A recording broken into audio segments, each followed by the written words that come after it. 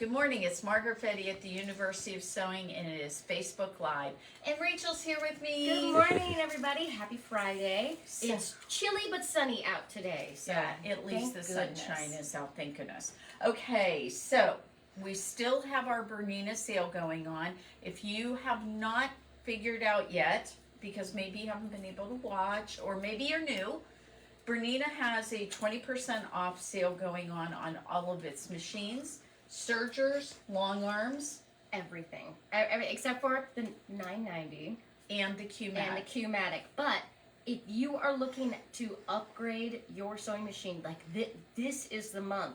I was actually speaking to a woman the other day, and she kept saying, like, well, I don't want to buy this machine and then have it go on a big sale. And I was like, nope, this is the big sale.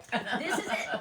Like, Yes. get it now. This is how you do it. Yeah. Okay, so let's talk about our giveaway. And again, if they're new, let's tell them what's going on. All right. So every single time we do these Facebook Lives, we always have a giveaway for you. If you watch our Facebook Lives within the next 24 hours and you click on that share button and just put in the comments that you shared, and that's just for us so that we know who actually has shared the video. And you get what? Then you get entered into our drawing to win our giveaway, and we try to do a different prize every week. So this week we are doing this really handy quilt making for beginners pocket guide. It comes with all kinds of great things. It comes with charts and measurements and how to stitch it together. If you've ever been like, I don't know how to baste, I don't know how to do cutting, this little guide is so great. And we're going to throw in also the 6-inch translucent Bernina ruler. Absolutely just so necessary for your sewing room, for your sewing arsenal. If you ever just want to quickly set it down and check on a seam or anything like that, this is great. So click on that share button and put in the comments that you shared. That way, you know, we are a small business. We need to get the word out about us. Help us out, and we love you guys for it. Okay, so the other thing that's on sale during this sale is all the Bernina feet. So Bernina feet, I get often people saying things to me like they're expensive. Well, I will tell you that the one thing I would say about the expensive part is, one, they're really, really well made. Oh my gosh. They're so really well made. And they are so strong and tough, and they really take, with the exception of one foot I've heard that we have a little bit of problems with, is the 37D or the 37. Sometimes that plastic foot gets broke. Guys, we carry the sole for it. It's under $5 to replace it. So if you break the sole on the 34 foot, just go ahead and look on our online store. And since feet are on sale right now, that is even on sale. So if you need a 37, $3 or something. Yeah, it's really ridiculously very, very reasonable. But the reason I'm talking about the feet is I want to show everybody about the 97 foot.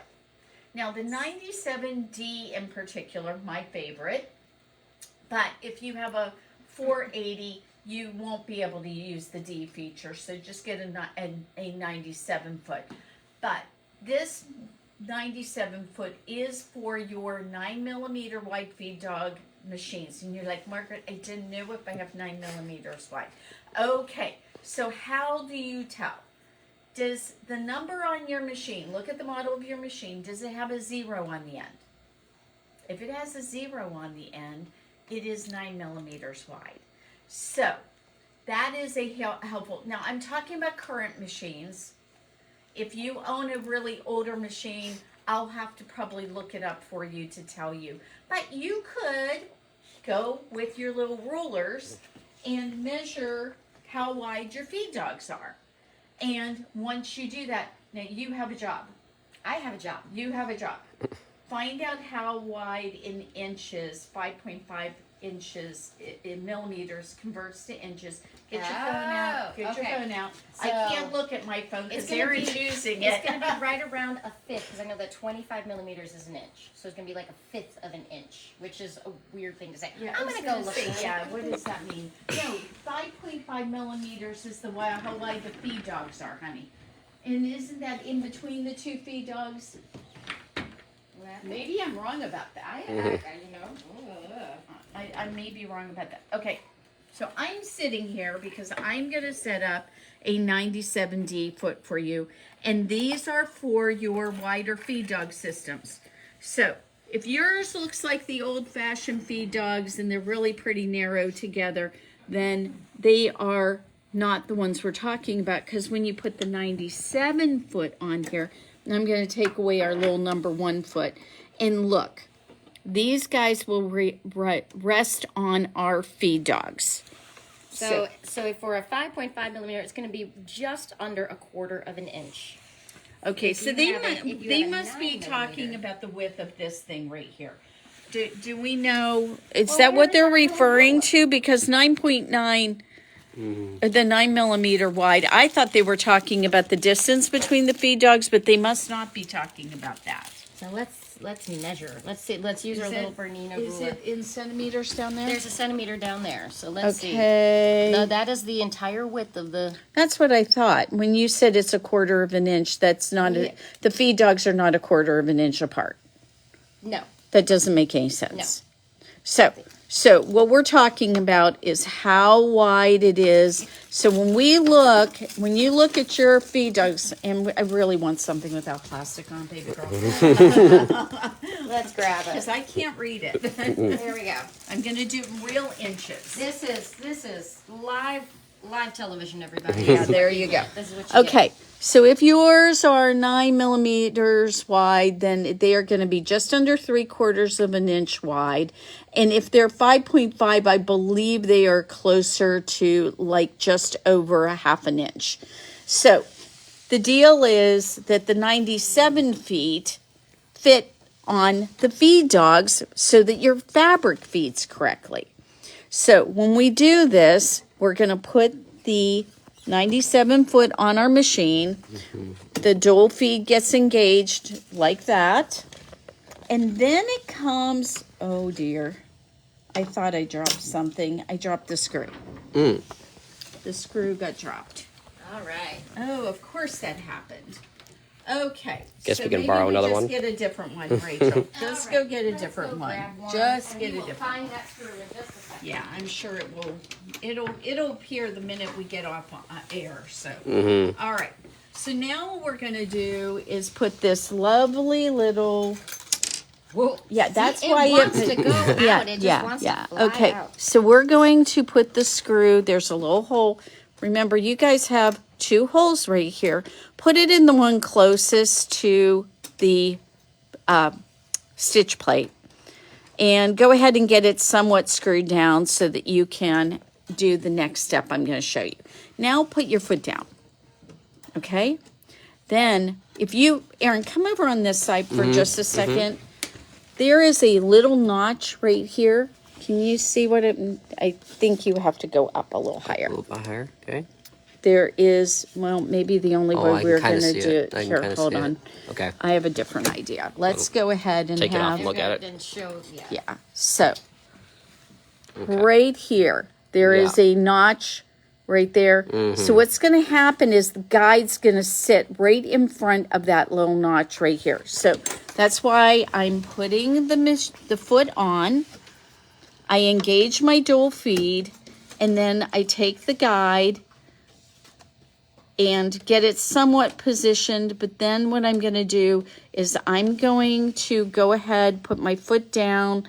I slide this in place, and then I screw down this in place. Make sure that's in there straight. And now when I get ready to sew, it's unbelievable. This fabric cannot slide under that guide. So the reason I like this for my 1/4 inch sewing, which is what the 97D foot is for, is I like it because I won't have my fabric go ahead and, oh, by the way, don't forget to tell your machine you put a 97D on the machine, because it's going to get mad at you if you don't. So, nope, not that one. D. That one right there. Okay. So we've got 97D. Aaron, go ahead and show them what it's going to look like on the screen. Hey, by the way, guys, when you're on Facebook and you want to have people help you with a problem at 10 o'clock at night, if you don't show them your screen, it makes it a lot harder. So take a picture of your screen too. And then we'll go ahead and get a picture down here again. So now when I get ready to sew, we're going to go ahead and we're going to stitch this. By the way, normally I would hold that top thread so it doesn't curl under. And so you can kind of like angle your fabric almost a little bit against that little guide. And I'm going to go ahead and take it back out so you can see what a beautiful, look at this 1/4 inch seam. It's perfect. Mm-hmm. Now, because I didn't hold my thread, look what it did. I should have held that because it all curled up under there. So when you start sewing any of your seams, if you just hold on to this top thread when you get ready to start sewing, I'll go ahead and move this a little bit. You just start sewing like this, guys, and then we do not have a problem with the thread gathering up under there. I'm going to go ahead and cut that off so you guys can see the difference. Look at that. No big mess under there, where when I did this, I kind of had a mess. Not a horrible one, but it's a little bit of a mess. But perfect 1/4 inch seam, and you guys probably noticed there was a salvage edge. Normally, I would not have a salvage edge. This is just for demonstration purposes only. And the other really nice thing about this foot is if you want to do other 1/4 inch seaming, but this will be in your way for, that happens for a variety of reasons. To take it off takes 2 seconds. So, beautiful setup here. I am totally in love with my 97D foot now. I use it all the time. And I would highly recommend that you consider, if you don't have one of these and you have a 9mm machine, it is really worthwhile. Oh, by the way, if all you want is to just buy the guide, you can just buy the guide. You can absolutely just buy the guide. I was going to say, like, and that guide is super handy. Also, you don't have to necessarily use it with the 97D foot. You can just put it on your machine. Let's say, for me, like when I'm sewing garments, as a quilter, it's very hard for me to get my brain around. I'm not sewing a 1/4 inch. I'm sewing like 5/8 of an inch, and I'm always having to readjust things on that. But you can use that guide to set it up for your garment sewing for 5/8 of an inch or a 1/2 inch, whatever your pattern calls for, and you will have those perfect seams again every time. And you see how easy. I always tell people, especially like on a Bernina, if they're switching from, say, like a lower end machine and then they're sewing on a Bernina for the first time, I always see people who are just like gripping onto the fabric and trying to guide it through. And you saw the way that Margaret was stitching. You barely even have to touch it. You are just let the feed dogs massaging it over. We're letting the feed dogs do it. We're letting this powerful motor pull it through the way it's supposed to. Perfect every time. So if you want to get, Erin, I want you to come closer, not further away. So there is a guide here, and the one thing I like about the guide better than I like about this one, in this one they have a really flat little head screw. I love that big screw that I can actually get a hold of. Yeah. This is really slick because. Oh, by the way, you know, I think we even sell these big screws because honestly, they're so much more handy. So look how nice and big that is. So that's really a nice one here. So also I wanted to point out, we also, if you lose your screwdriver, we have the screwdriver for that particular screw that comes in with your 97D. So I wanted you to know I carry all the stuff, and I mean all the stuff.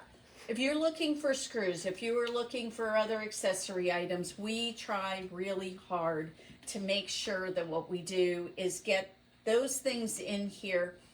And if you don't see it on our website and you put in what you thought was going to get you to the right foot, right part, whatever it is not an easy task for us to put every single word in the search engine. And it's not easy. No, it is not easy to do all that. And I will tell you, sometimes Bernina names things in a unique way. And so when that happens, There might be some lost in translation moments sometimes Yes, where you're just yes. like, what are you calling this? Yes, exactly. So when that happens, call us. We actually answer the phone.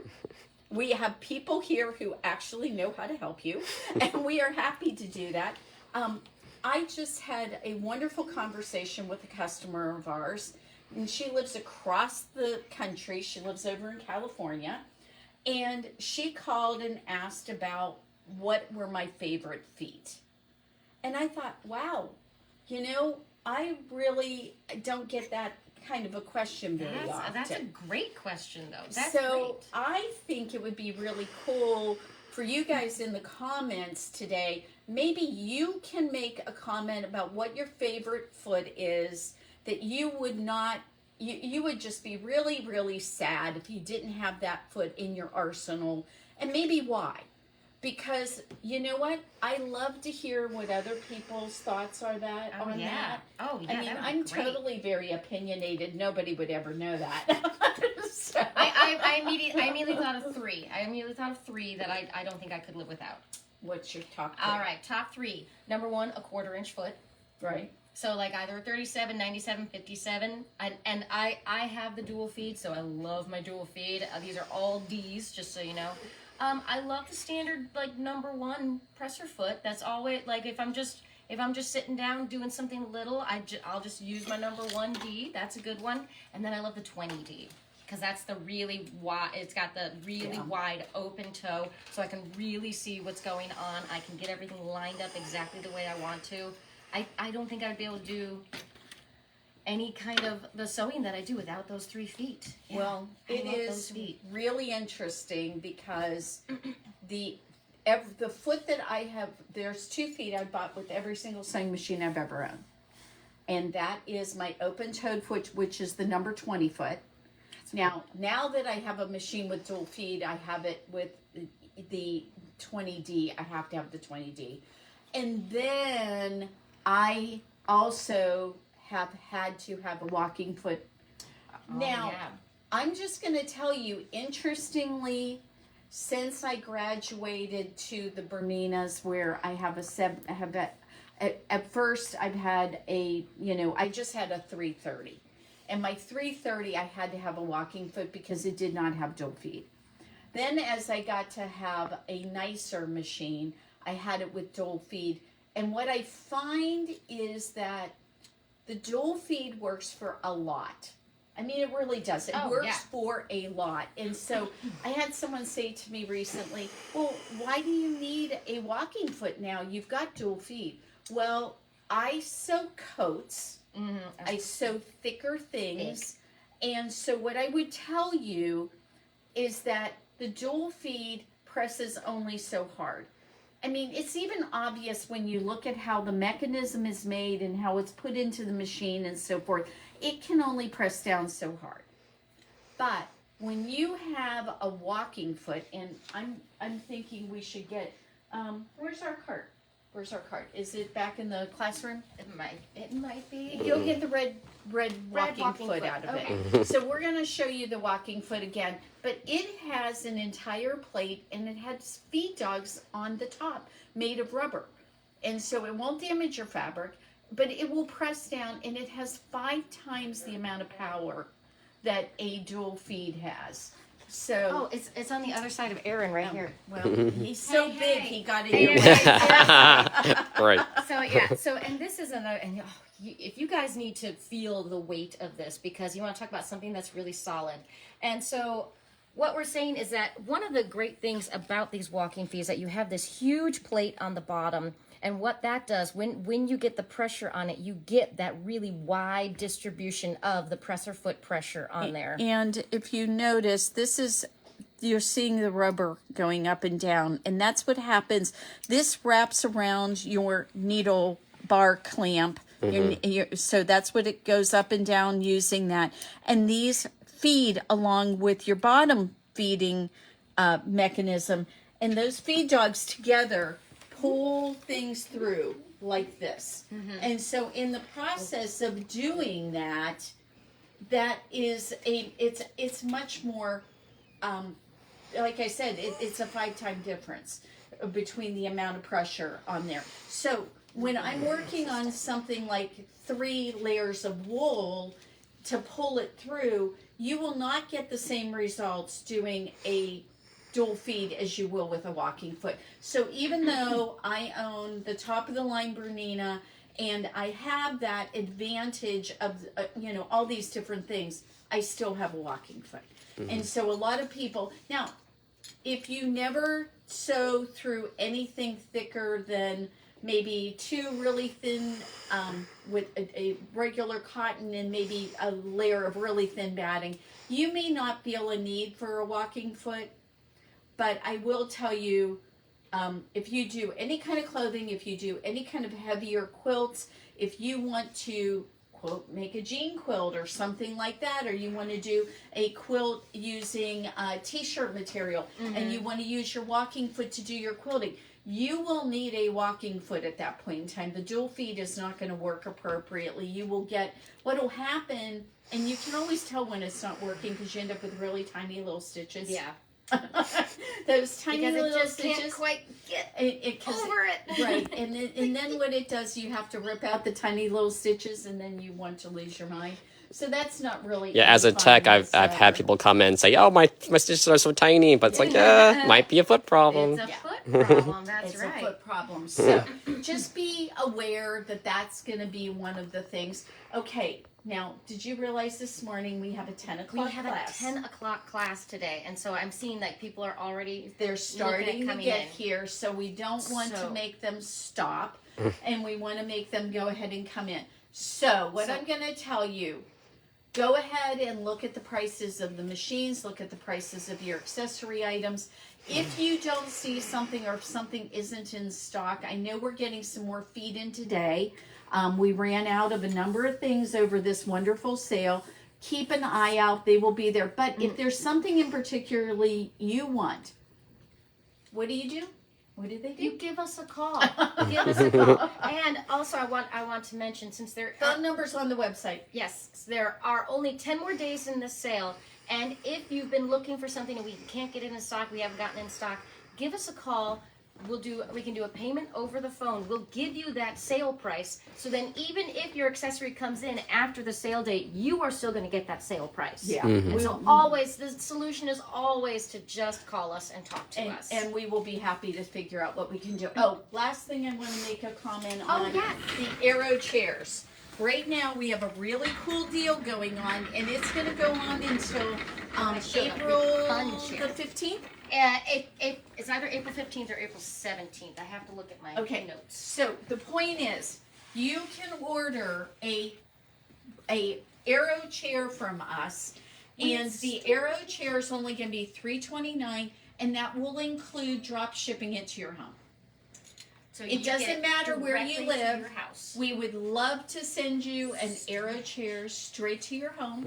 There is a tiny bit of assembly needed, and I think it's pretty simple assembly. I don't think you're going to need the rocket science degree. I feel like if you've ever put together a bookshelf from IKEA, you can handle this. It's really, really easy. And some of people are going to look at you and go, "Oh my God, that looks so scary." It's not scary. Also, you guys, these are very, very comfortable chairs. They're And Aero has how to do it in a video on their website. yes. They're very, very comfortable. They're designed for sewing, so Put you it don't down have to so worry your about- feet Yeah, I was aren't gonna off say. the There you go. There you go. It's short enough for us. Is my It's point. short. Look at Yeah, that. I can yeah. actually put my feet flat on Yep, the ground. That right never there. happens, you guys. That never happens. They're incredibly comfortable. They're rolling, swiveling. They have the storage in the seat, so Yeah, that you they're a can fun put chair. stuff. And it really is incredibly comfortable. Like I am not the average size, but even still, like this chair just hits at all the right spots. It's really interesting because we've even had some very tall people sit in it and say the same thing. It is such It's a comfortable a chair. very unique thing. All right, guys, And look we how are cute. yes, they're super cute, and we have online all the different varieties of them, so you can click on the one you like. And don't worry, it says it's out of stock. It won't be in stock because we have to ship it. That's right. So don't worry about that. So it should just work just fine. We'll make sure. Actually, we should probably make sure they can order it if it's out of stock.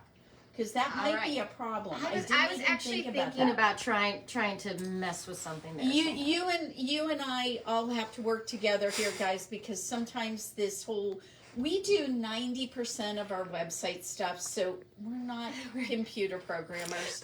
We're really good sewists. We're really good at that really part. good at that. But we're not really good at websites, and so sometimes we do goofy things. So if you tried to order one and it didn't work, I'm going to make sure that happens today. We'll make sure it shows at least one in stock for everything. So There you go. Okay. All right, everybody. Have a fantastic Friday. Tomorrow we're going to be here again.